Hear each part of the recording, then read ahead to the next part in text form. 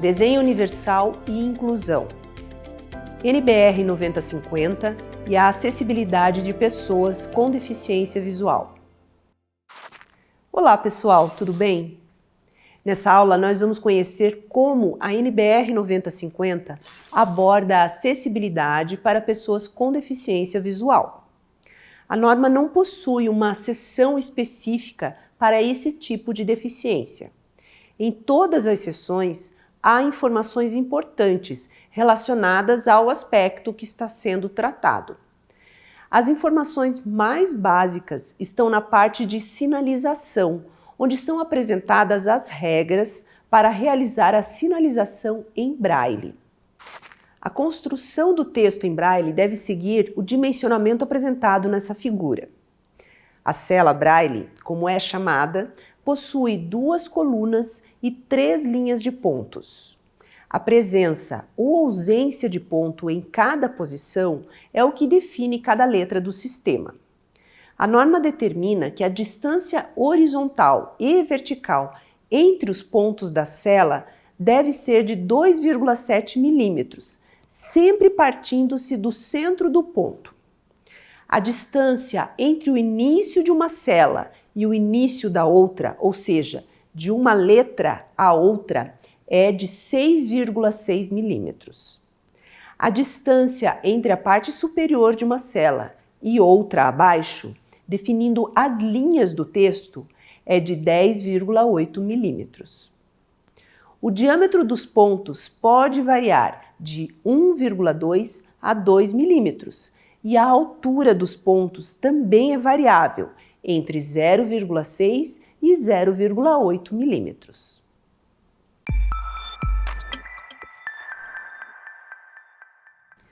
Quando o projetista precisa inserir as informações em braille num projeto, pode utilizar uma ferramenta simples e acessível, o tradutor braille. A plataforma funciona como qualquer tradutor na internet, em que o usuário escreve o texto no seu idioma e a ferramenta traduz para o sistema braille. Confira essa ferramenta acessando o QR Code na sua tela.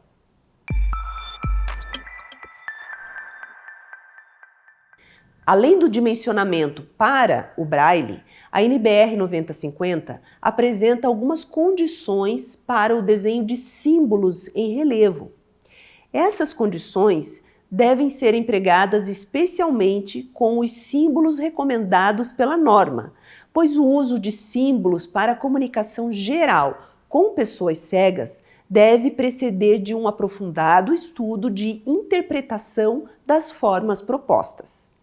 As orientações da norma são as seguintes: contornos fortes e bem definidos, simplicidade das formas e poucos detalhes, estabilidade da forma, altura dos símbolos com o mínimo de 80 milímetros, altura do relevo de 0,6 a 1,2 milímetros, distância entre o símbolo e o respectivo texto com 8 milímetros, utilização de símbolos de padrão internacional. A NBR 9050 também orienta quanto à localização e geometria do mobiliário urbano, que possam se constituir em obstáculos para pessoas com deficiência visual em rotas acessíveis. Quando o mobiliário precisar ser instalado em rota acessível, deve ter coloração que proporcione contraste com diferença mínima em valor de reflexão de luz, que é o LRV, de 30 pontos, a ser detectável com bengala longa. Vamos analisar algumas alternativas que eliminam a necessidade de utilizar sinalização tátil e visual de alerta. Caso haja um telefone público ou máquina de autoatendimento, esse deve possuir uma borda ou saliência detectável com bengala longa, instalada no piso, na projeção do equipamento. Outra situação é quando há necessidade de alguma estrutura de proteção, dentro da qual o usuário deverá entrar, como por exemplo, cabines telefônicas ou paradas de ônibus. A proteção Caso seja suspensa, deverá estar numa altura de 0,60 metros acima do piso no máximo. Ou ainda, deve ser estendida até o piso para que o usuário possa detectá-la com a bengala. O LRV, ou Light Reflectance Value, ou também valor da luz refletida, é uma medida que indica a quantidade de luz que uma superfície reflete. Ele é medido em uma escala de 0 a 100, onde 0 representa o preto puro, ou seja, nenhuma luz refletida, e 100 representa o branco puro, quando toda a luz é refletida. O LRV é utilizado para determinar o contraste visual entre superfícies adjacentes, o que é fundamental para a acessibilidade, especialmente para pessoas com deficiência visual. Superfícies com LRV mais baixo, que são as cores escuras, absorvem mais luz, enquanto superfícies com LRV mais alto, que são as cores claras, refletem mais luz. Para calcular a diferença de iluminância entre as superfícies, é necessário conhecer o LRV de cada superfície envolvida, que deve ser fornecido pelo fabricante do produto.